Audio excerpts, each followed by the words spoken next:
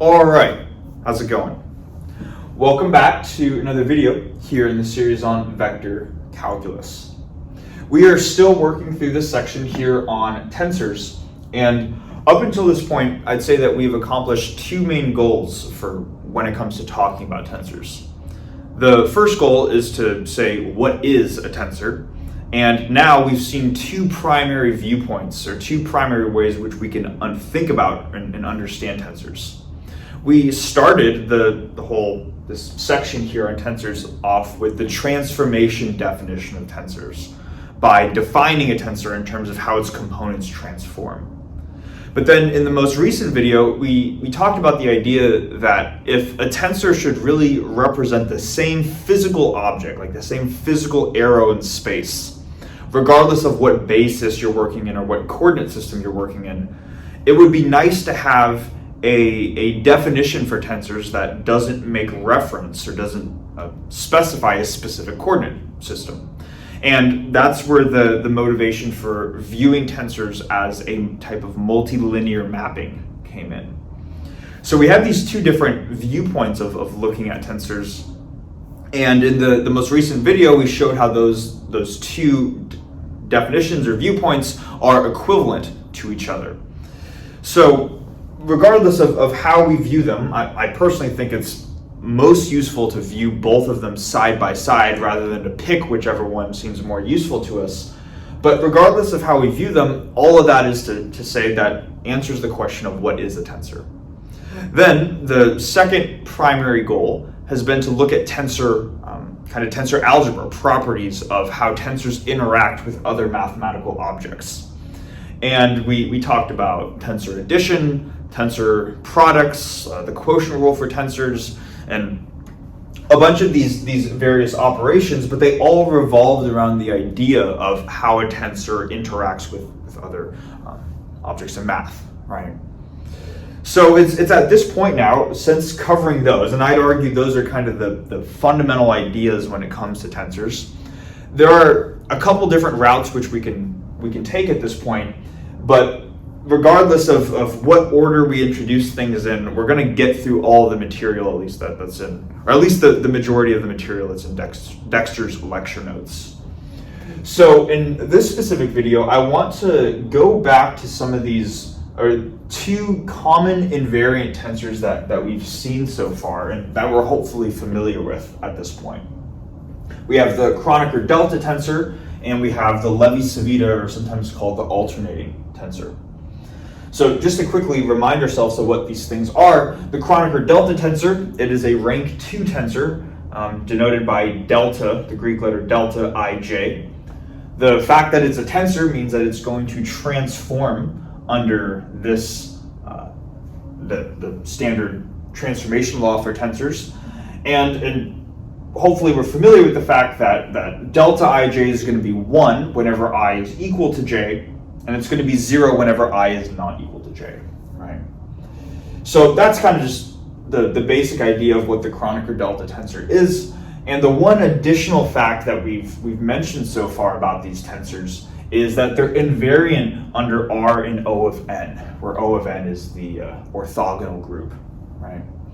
So just to quickly remind ourselves what it means for a tensor to be invariant is to say that in general, if you have a tensor, then you know that according to the definition, the components of a tensor in one coordinate system are related to the components in another coordinate system through this transformation law right here. But for specific types of, that's kind of the first step. And then the next step is to say that when going from one coordinate system to another, the specifics of how you transform between those coordinate systems are specified by these R factors right here. But it turns out that for certain types of R factors, certain types of, think of these as change of basis matrices, the components of a tensor won't just be related through this equation, but they'll actually be equal to each other.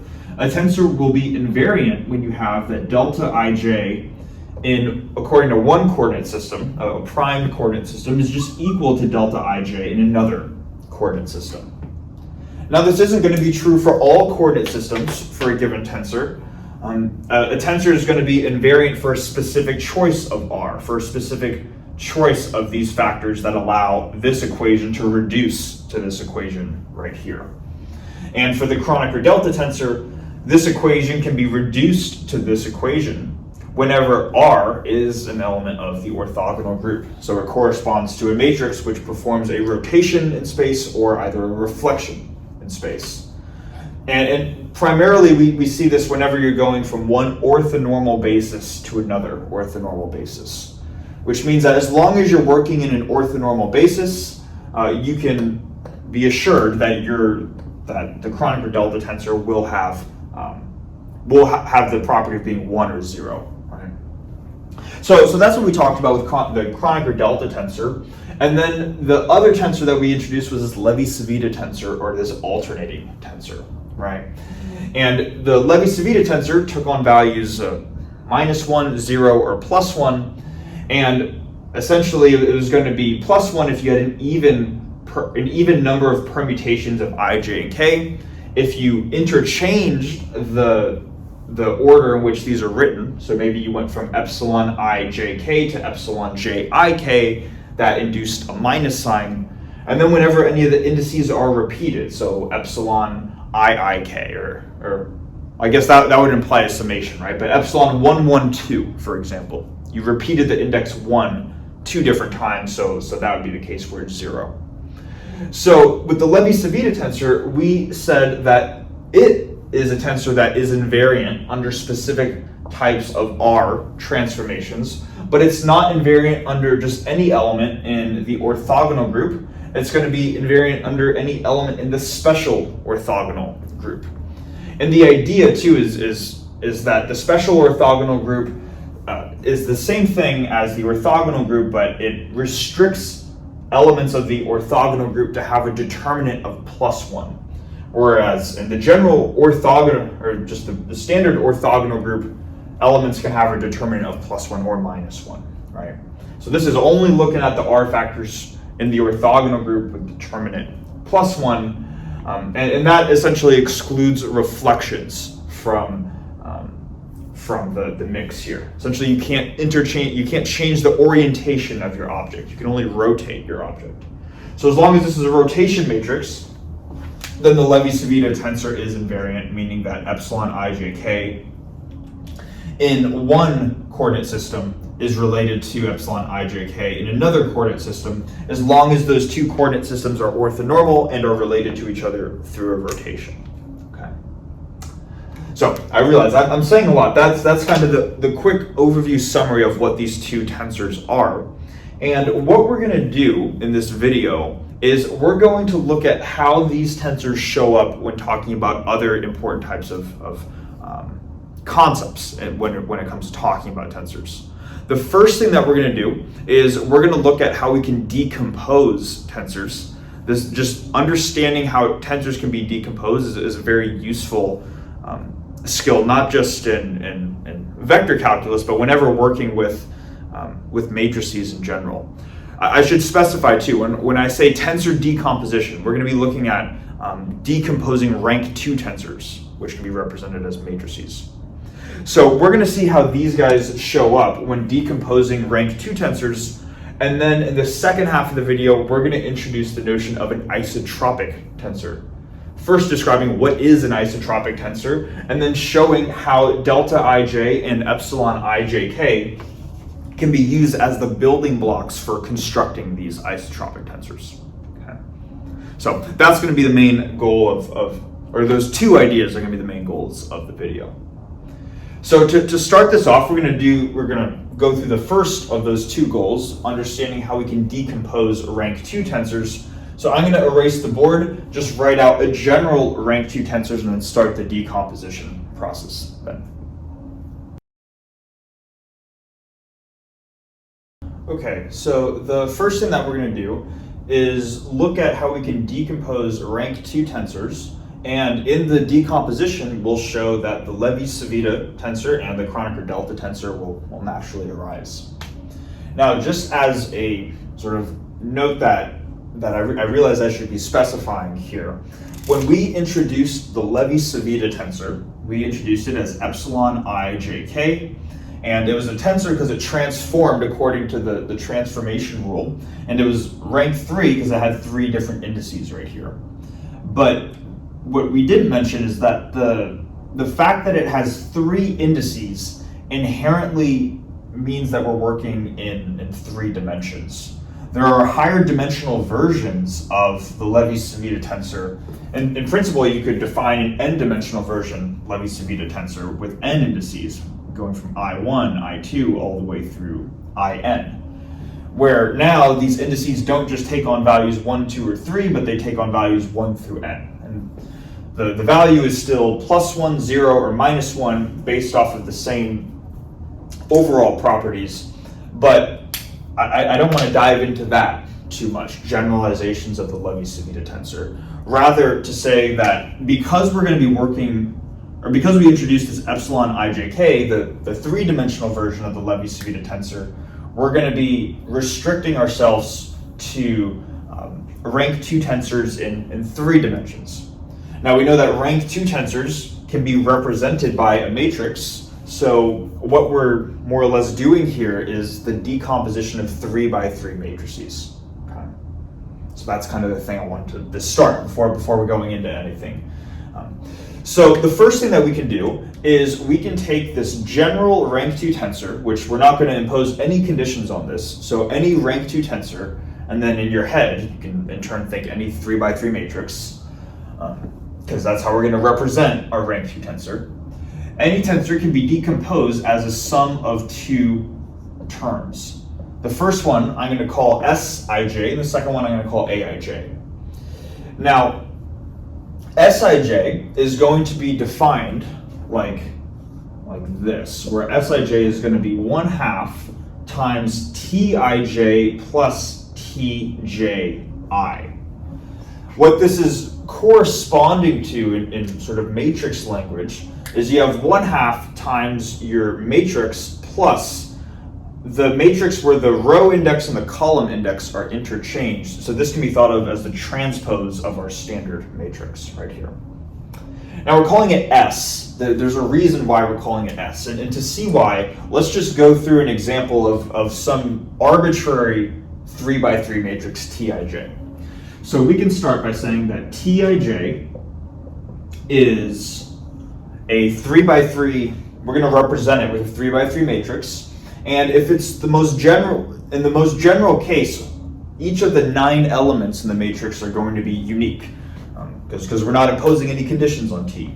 So let's just say this is A, B, C, D, E, F, G, H, I, like this.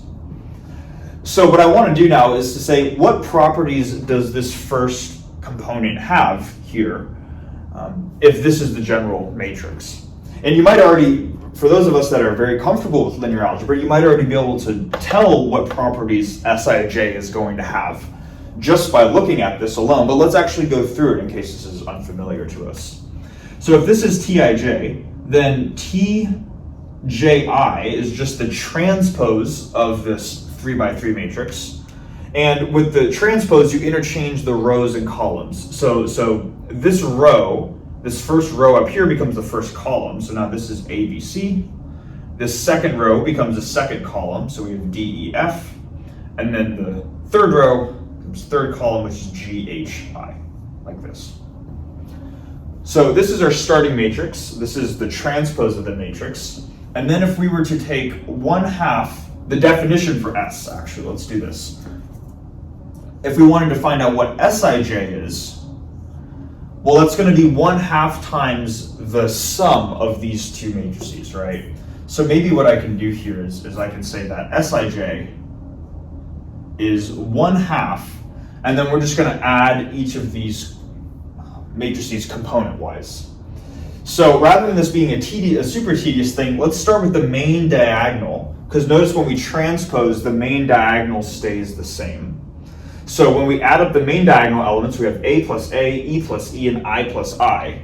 So that's just going to be 2A, 2E, and 2I. Incidentally, too, these are the first 3 vowels of the alphabet. think that's kind of just a coincidence that A, E, and I are on the main diagonal. I'm actually curious, if you made a 4x4 matrix, would that, I don't think that corresponds to O. I think that's a coincidence. Sorry, it's a tangent in my head. So this is the main diagonal if you sum these two together. Then if we sum the off diagonal elements, and let's just start with these three elements summed between these two matrices. So here we have B plus D, C plus G, and F plus H. So let's write those in. B plus D, C plus G, and F plus H. And then now let's look at the bottom three, which is D plus B, G plus C, and H plus F. So D plus B, G plus C, and H plus F, like this. So okay, sure, we summed them up. This is Sij. Now, what interesting properties can we recognize that Sij has? And by looking at this, hopefully we can see there's some type of symmetry between these elements right here. Specifically, these main diagonal elements have whatever values they have, but the off diagonal elements are going to be the same. And notice that we have B plus D, and here we have D plus B, which is the same thing. C plus G, G plus C, that's the same, and the same thing here with H plus F. So the reason why it's called S is because S is inherently a symmetric matrix. So what we've now realized is that we haven't verified it, I guess, yet, but we've seen that Sij is a symmetric matrix, which means that if we have some general matrix, we can decompose it into a symmetric part and another part, which begins with the letter A. All right. So that's going to be, I guess, the first thing. Let's now define how A gets, let's describe how A gets defined. This is how S gets defined. Aij is going to be defined similarly, but rather than having 1/2 times Tij plus Tji, we're going to have a minus sign. So Tij minus Tji, like this. And hopefully, just by looking at this, we can check that this actually gives us the original Tij matrix back if we add these two together. If we were to add these two, we have 1/2 Tij plus 1/2 Tij. That gives us our original Tij. Then we also have plus 1/2 Tji minus 1/2 Tji. So what we end up getting is that the Tji components cancel, and we're left with adding up 2 factors of 1/2, which give us the original Tij. Okay. So this is what A corresponds to. And now let's see what properties this A matrix has. We found that S was symmetric, so that's what S stood for. Let's see what A stands for. So we already have Tij and Tji. So now let's just essentially perform the same thing, but let's subtract these elements from these elements as opposed to adding them. So same thing, along the main diagonal we have A minus A, E minus E, I minus I. So along the main diagonal we have 0 now rather than 2 of those factors. Here we have B minus D, then C minus G, and F minus H, like this. And then what I'm going to do now to make this clear, here we have D minus B. I'm going to write that as the negative of B minus D. Then this is the negative of C minus G, and finally the negative of F minus H. Let's separate that 0 out a little bit. Okay. Now if we look at this, what can we say about this A matrix right here, if we couldn't already tell from the definition? Well, by looking at this, the same thing. There's this factor of 1/2, and along the main diagonal is 0, and it looks like with the off diagonal elements, whether we look at this element and compare it to this one, it's related by a minus sign. Same thing here, and then same thing here with that minus sign. So it seems that if we were to look at the transposed element, rather than looking at the 1, 2, we look at the 2, 1 element. They're related by a minus. Same with the 1, 3 and the 3, 1. They're related by minus, and you would do this for the the third element too. So what this is telling us is that Aij seems to have the property that, at least for the off-diagonal elements, it's equal to the minus of Aj. What about for the main diagonal elements? What is A11 equal to minus A11? And normally that's kind of weird how an element could equal the negative of itself, but in the case where it's 0, that's actually true. 0 is equal to the negative of itself, so even in the case where the row index and the column index are the same, A11, A22, A33, turns out that this property is true. This property is called antisymmetry, or skew symmetry. So this would correspond to an antisymmetric or skew symmetric matrix. So I'll write anti, I think there's a hyphen. Antisymmetric matrix. So the first thing that we've done then here is to show that a tensor can be decomposed into symmetric and antisymmetric counterparts. Say, okay, sure. But this still doesn't give us any indication of where the Kronecker delta and the Levi-Civita tensor show up. So what I'm going to do next is I'm going to erase most of this. I'll probably keep definitions for... Actually, no, I'll just erase most of this, and then we'll start to decompose both the symmetric and antisymmetric components further and show how naturally those give rise to the delta, ij, and epsilon ijk tensors.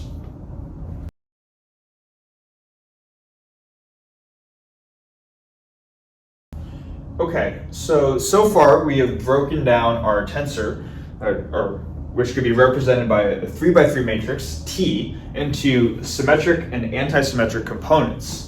But we still would like to ultimately see how the Levi-Civita and Kronecker delta tensors arise from this decomposition.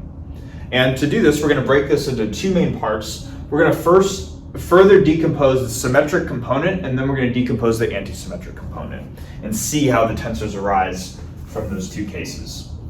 So starting with the symmetric component, S, and again, this is going to be true for any symmetric tensor, Sij, or it could be represented therefore by any symmetric matrix. Because after all, any general matrix could be decomposed into something symmetric and something antisymmetric, but the only condition on S was that it was symmetric. So this is true for any symmetric quantity here.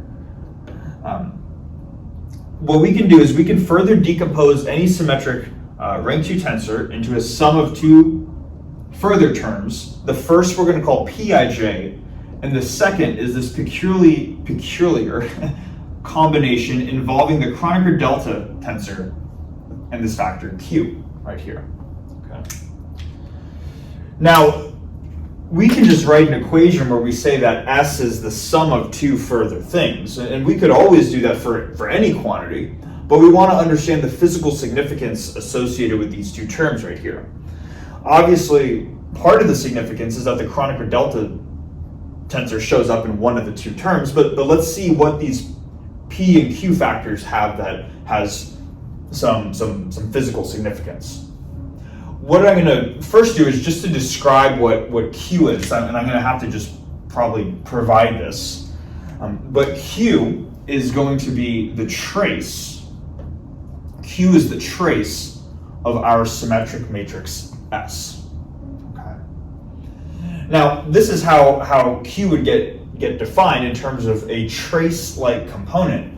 Further, I should say, notice too that Q doesn't have any indices on it, whereas S has two indices, P has two indices, delta has two indices.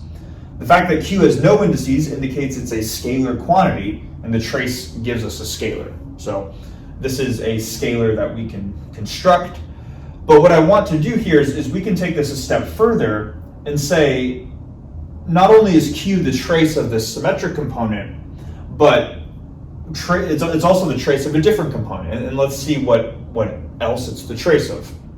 To understand this, let's take this starting equation right here and take the trace of both sides. So if I were to take the trace of the left-hand side, I'd get the trace of T. That equals the trace of the right-hand side, so the trace of S, plus the trace of A, like this. So we see that it's the trace of T, our starting matrix, is the trace of these two terms right here, or the sum of traces.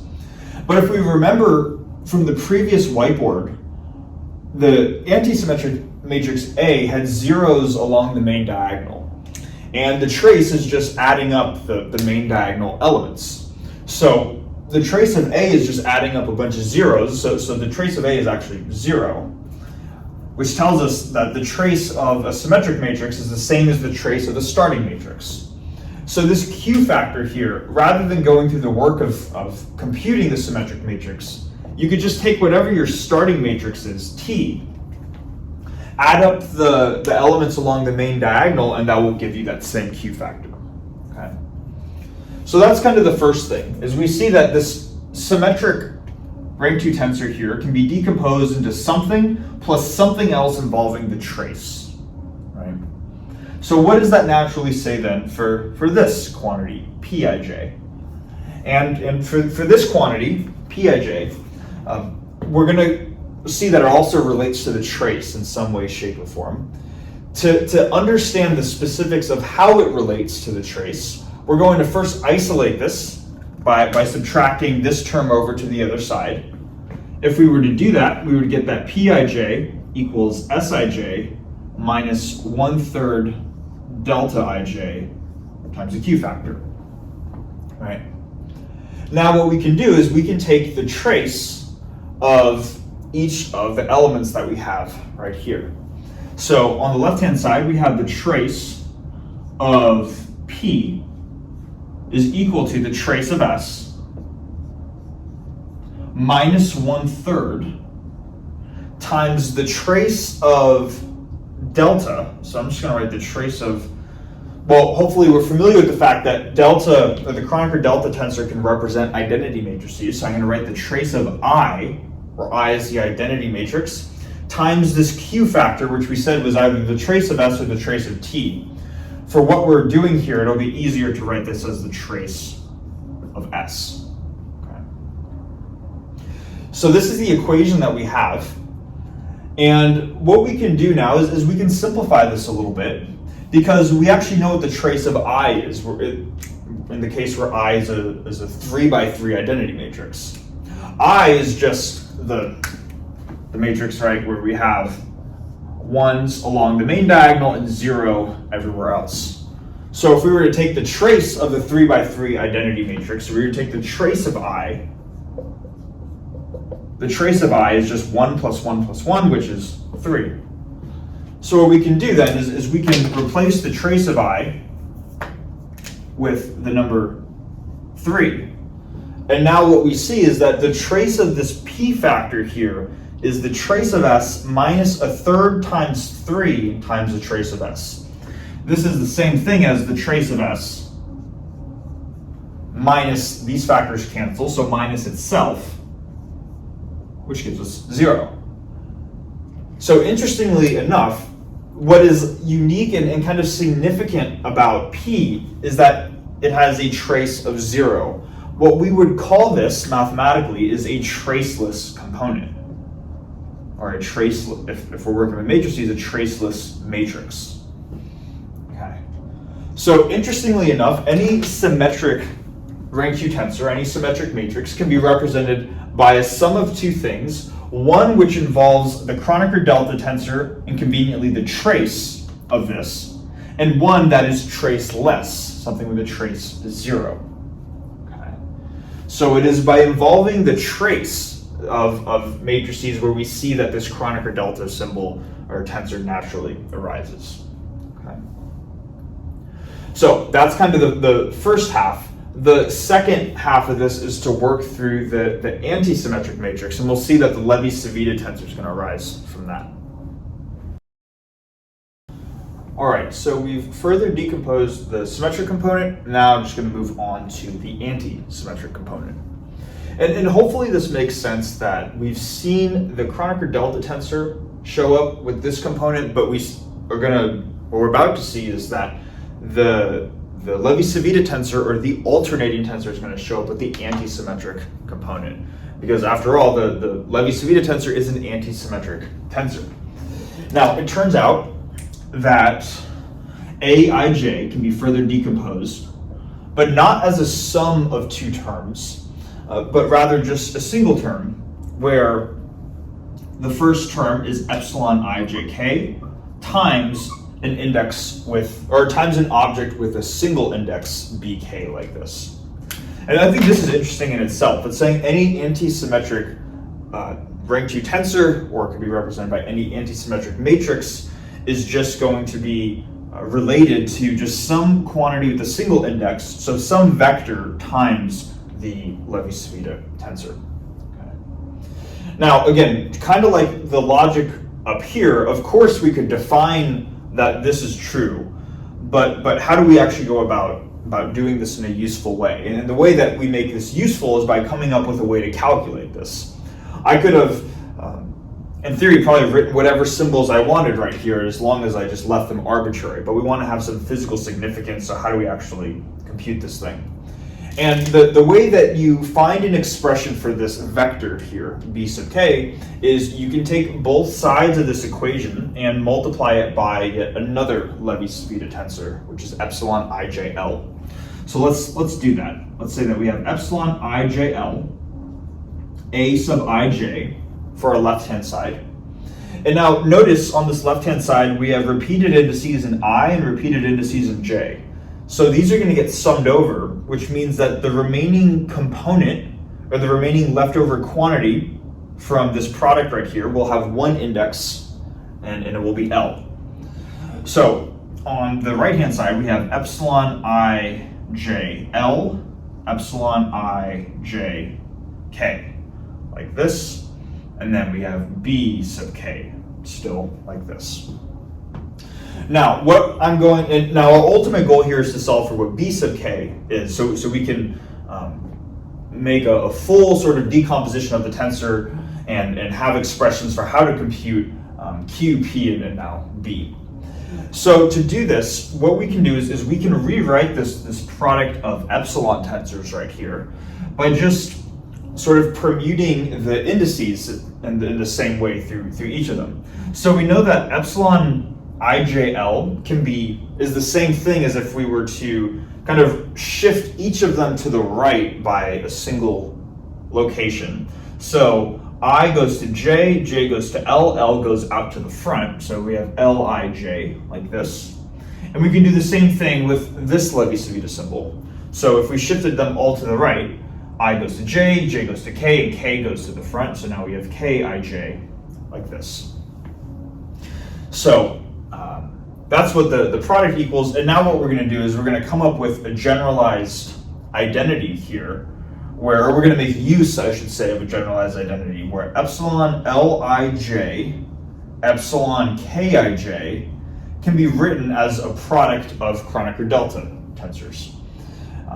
Basically, if they have the final index that is the same, so in this case the final index is j for both of them, then it's equal to delta times delta something minus delta times delta something, where the first Kronecker delta is, I guess, the left. So if you ignore the j's, then we have what's left over is li and ki. The first index, or the first pair of indices that match up are the left ones, so L and K. The second pair of indices that match up are the right ones. So you have the left and the right minus, then the way that I think of it is the inner indices and the outer indices. So the inner indices are I and K, and the outer indices out of these four are L and this I right here.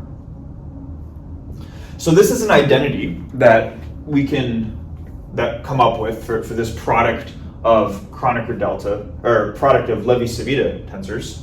And what we're going to do now is we're just going to substitute this term in parentheses here into the right-hand side of the equation. So we still have the same left-hand side, which is epsilon ijl aij equals, now instead of this underlined term, we're going to replace the thing in parentheses, delta lk delta ii minus delta ik delta li. And then we still have our bk factor out here, right? So this is the expression that we have, but what I'd like to do now is to simplify this a little bit. We know that delta II is just the sum, that's delta 1, 1 plus delta 2, 2 plus delta 3, 3 in 3 dimensions. And because that's 1 plus 1 plus 1, delta II is just the number 3.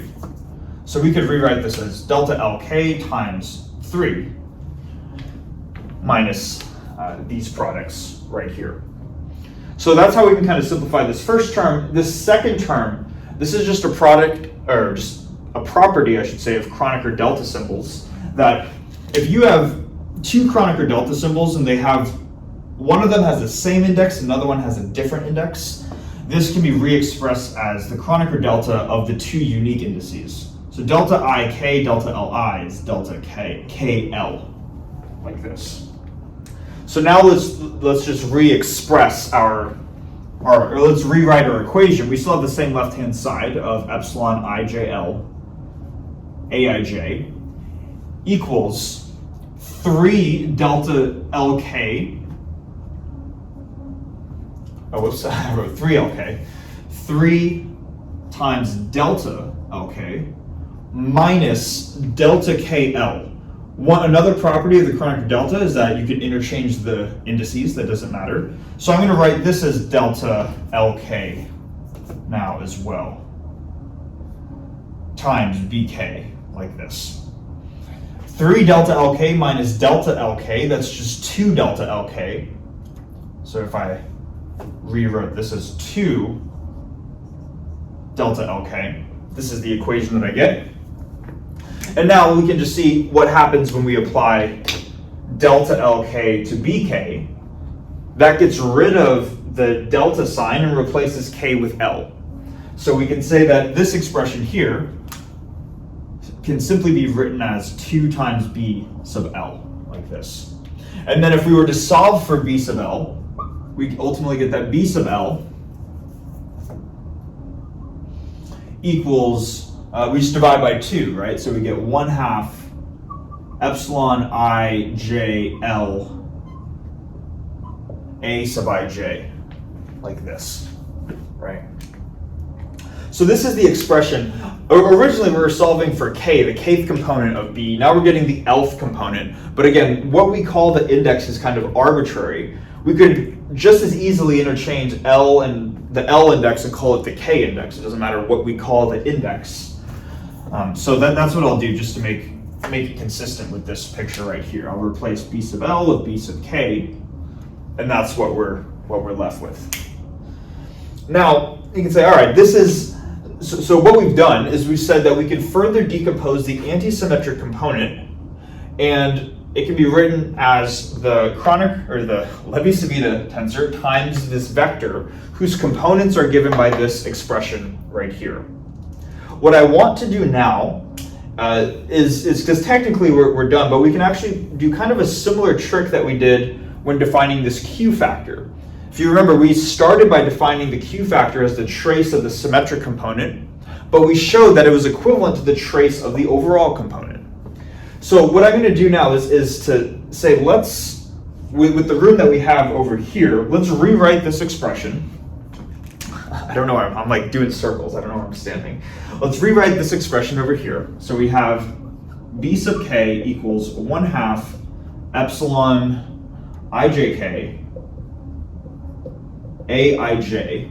And let's now suppose we add on a second term to this. Let's suppose we also add on a 1/2 epsilon IJKS IJ to it.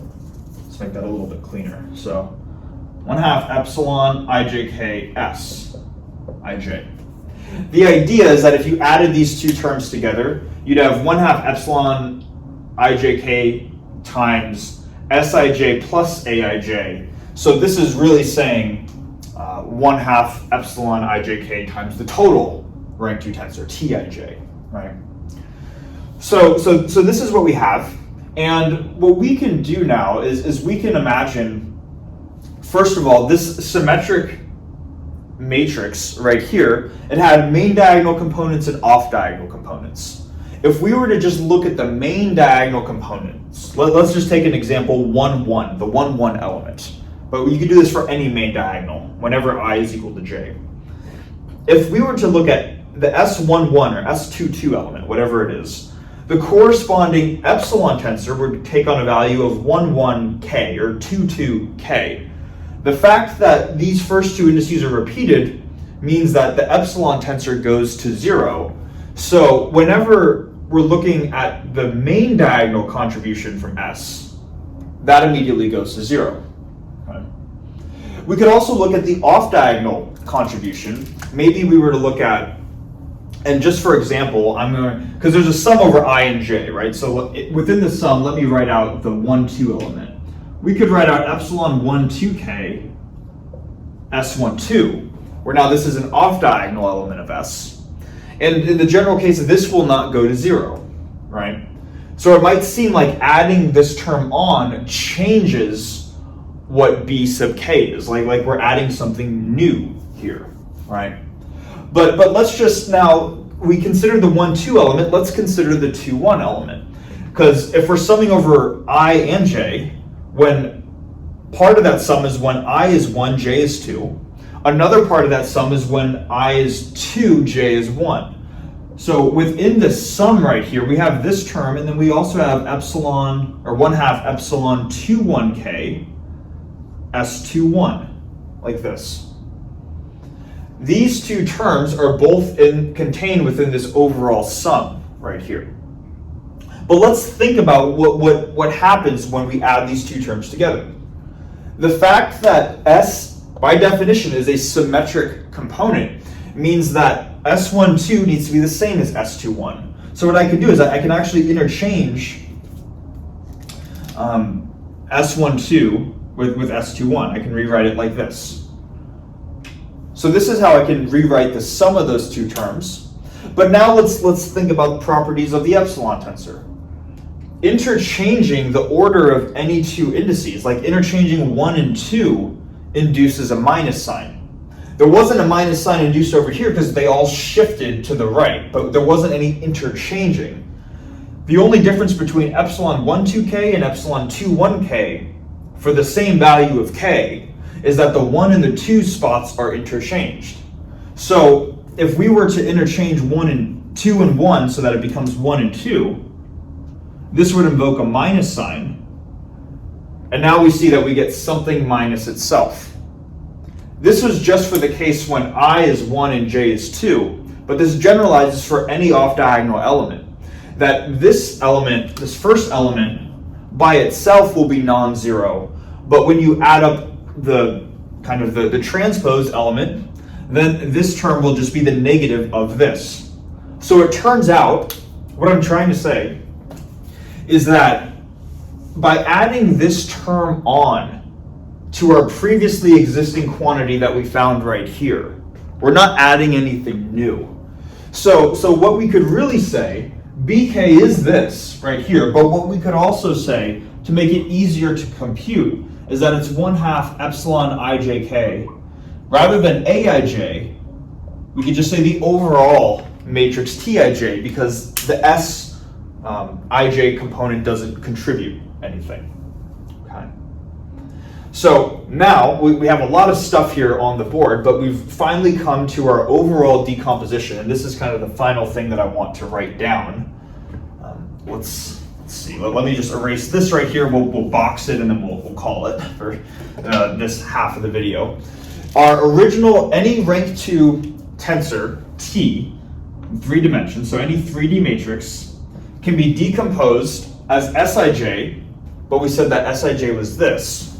So I'm going to write Pij plus 1/3 delta ij.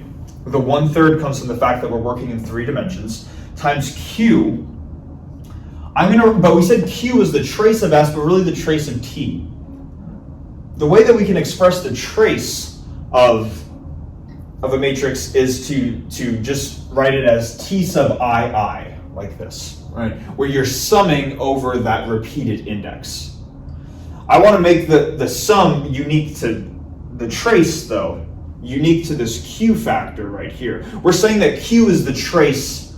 We're saying that Q is the trace of T. But just to write it more compactly, the trace of T can be expressed as just summing over its main diagonal elements. I'll use K just so we have a different index from I and J. Okay.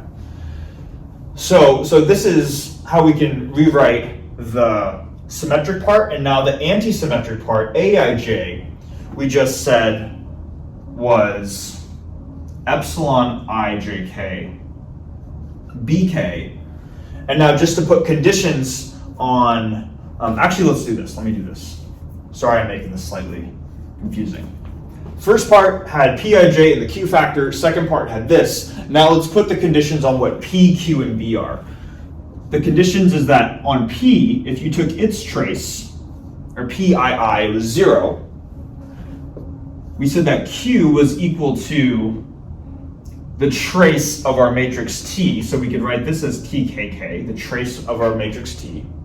And then finally, B sub K, because we have P, Q, and B. B sub K, we said, is 1/2 times epsilon ijk T ij, like this. So this overall thing that we're boxing right here is how we can decompose any rank 2 tensor. It naturally involves these Kronecker delta and Levi-Civita tensors, and then these other factors which have these constraints on them. Now, I feel like I know I said I wanted to split the video into 2 parts, which were supposed to be applications of the Levi-Civita and Kronecker delta tensors. But then doing that would require talking about isotropic tensors and then going through how the Kronecker delta and Levi-Civita tensors show up in these low rank cases, and that might actually take longer than I thought. So I think what I'm going to do, this feels like a good stopping point right here. I don't know how long we've been recording for, but this feels right to just stop here. So I think, yeah, that's what I'm going to do. Maybe this will be like a part 1 of applications of the Kronecker delta Levi Civita tensor. Maybe the next video will cover that. So yeah, thanks so much for watching, and I'll see you in the next one.